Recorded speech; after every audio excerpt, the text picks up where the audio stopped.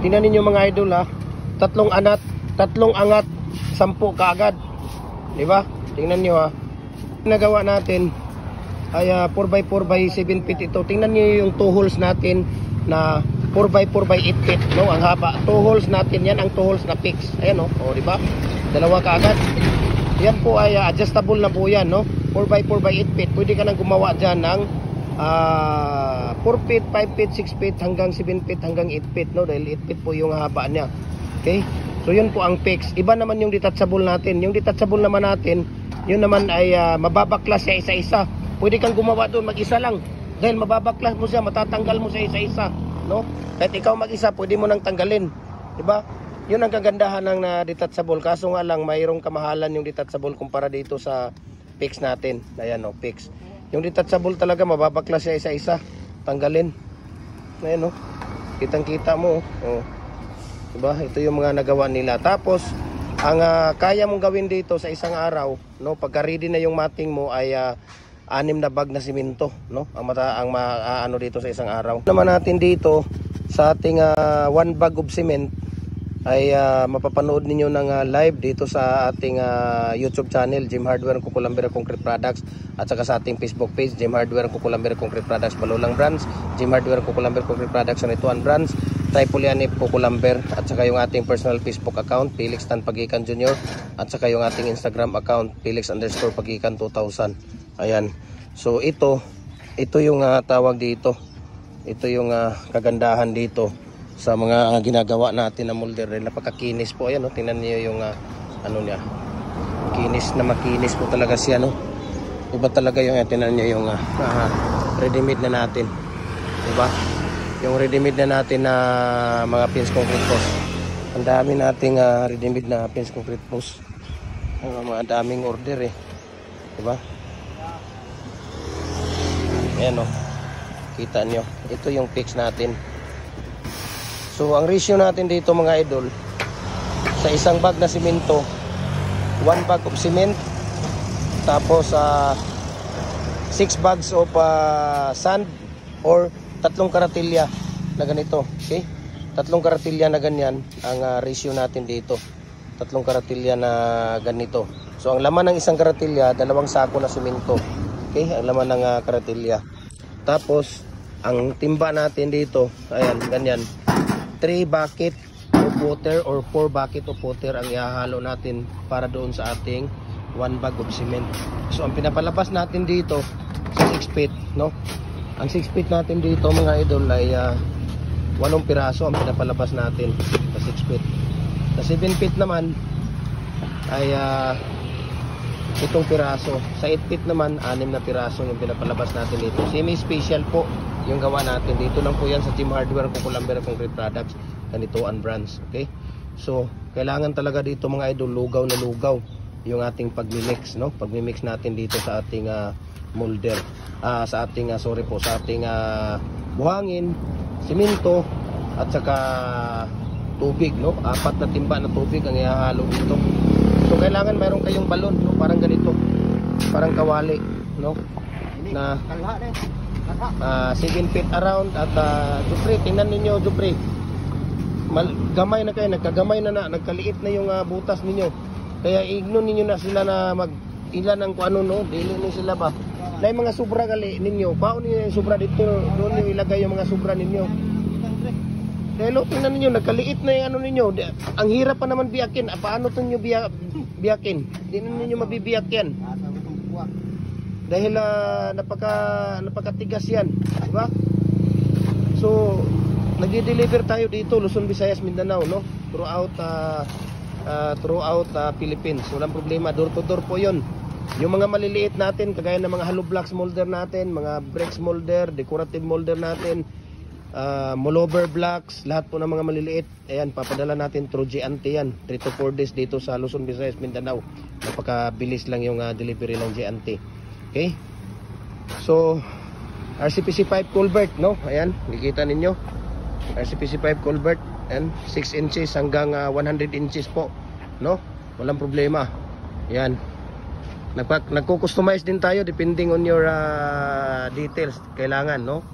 Depending on your kung ano yung mga kailangan ninyo ng mga sukat na mga RCPC pipe molder or culvert molder natin. Okay? So wala pong problema. So ang halo naman natin, ang ating ginagamit dito na bakal, ano kung makikita ninyo, 8mm yan, 3 piraso. Dalawang design po yung bakal natin na yung stirrup natin na ginagamit. Ayun, tingnan ninyo.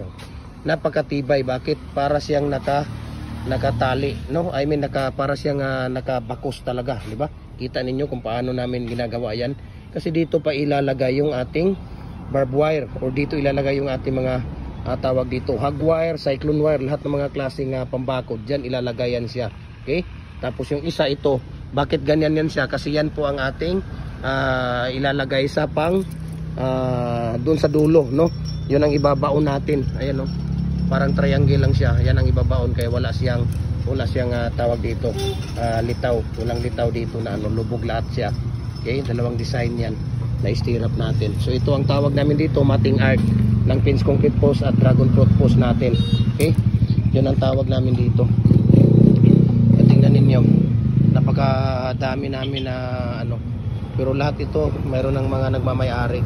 So tingnan mo kung paano namin. So naglalagay kami dito ng pangharang dahil 7 feet lang yung ginagawa namin at 8 feet yung ating molder, diba? Ayan, naglalagay tayo ng pangharang dyan na 1 feet para pagbuhos natin mamaya eksakto ng 7 feet siya.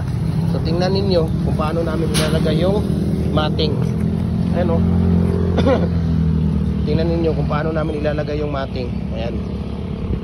So ganito po tayo maglagay ng matting. Tingnan nyo, idol. Tingnan nyo mabuti. Tingnan nyo mabuti. Ayan,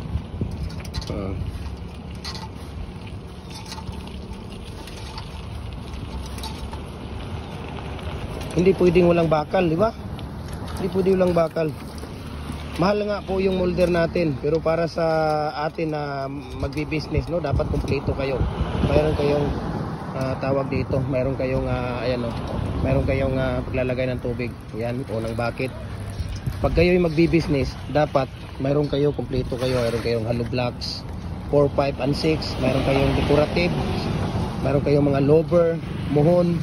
Mayroon kayong pins concrete post, dragon fruit post, RCPC pipe, lahat ng mga concrete products dapat mayroon kayo sa lahat ng mga design para one-stop shop na lang po yung ating mga mahal na customer, di ba?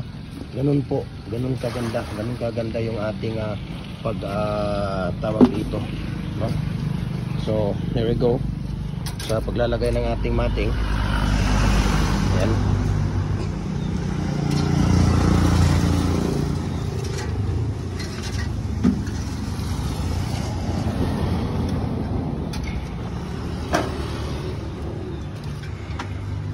Simple amazing, no? Talagang hulog ng langit itong molder para sa inyo mga idol. Hindi po kami nagpapatubo dito, no? Sa lahat po ng mga molder natin, hindi po tayo nagpapatubo. Tulong po natin sa ating mga mahal na followers. Sa halip po, kami po ay ako mismo, no? Sariling sasakyan ko ang kumukuha sa publication, magpapadala through cargo, Luzon, Visayas, Mindanao, kahit sa ibang bansa, yung mga bricks molder natin, mga decorative molder natin ay bumibili, no? Kahit yung nasa ibang bansa, no? Dito sila bumibili sa atin. Marami na tayong mga pinapadala doon, Africa, New York, Canada, Australia, no? California, Vietnam, China, Malaysia, Singapore, yan, Taiwan. Marami tayong mga pinapadala doon, no? Kahit sa ibang bansa ay nagugustuhan nila yung ating mga molder. Kaya tingnan ninyo, ha, lugaw na lugaw lang talaga yung ating pagmi-mix dito ng ating concrete pouring, no? Bakit po mayroong parang balon, no? Ito nga ginagawa natin dahil para po hindi matatapon yung mga tubig. Kahit na maramihan, hindi matatapon yung ating mga tubig, buhangin at simento, no? Para hindi magiging hilaw yung ating mga ginagawa. So yun po, no? Yun po talaga ang ating tawag dito. Yun po talaga ang ating mga piniprevent na for safety sa ating quality ng ating mga pins concrete post at dragon fruit post. Dapat meron tayong ganito, okay? Kasi kung flat lang yan, paglagay mo ng tubig kahit saan mo pupunta, kaya nagiging ampaw, magiging hilaw, magiging hindi maganda ang quality ng inyong mga ginagawa, okay? So here we go. Pakita natin yung mga ibang molder natin doon sa loob, okay? Papakita ko sa inyo yung mga ibang molder natin. Punta tayo dito sa ating tindahan.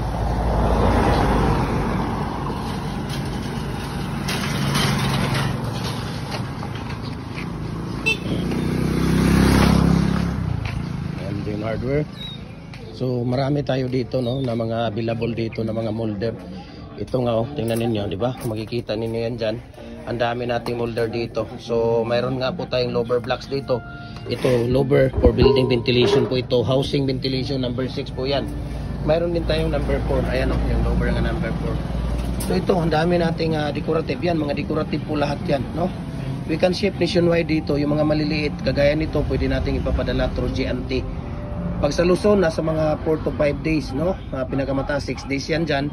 Dito sa Visayas, parehas lang. Okay, kahit dito sa Mindanao, mga 3 to 4 days lang dito sa atin sa Mindanao. So we can ship nationwide, walang problema.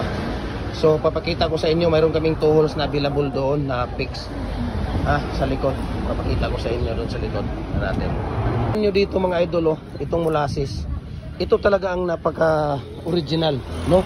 Kasi ito, puno yung drum na yan, no? Pagka tag-init, pag uminit kanina, alas 9, wala na, kumukulo na po yan. Yan po ang molasses. Ito po ang hinahalo natin sa ating mga concrete products, gaya ng decorative, bricks, hollow blocks. Hindi kami gumagawa ng bricks at hollow blocks pag wala itong tawag dito, itong molasses, no, dito sa amin.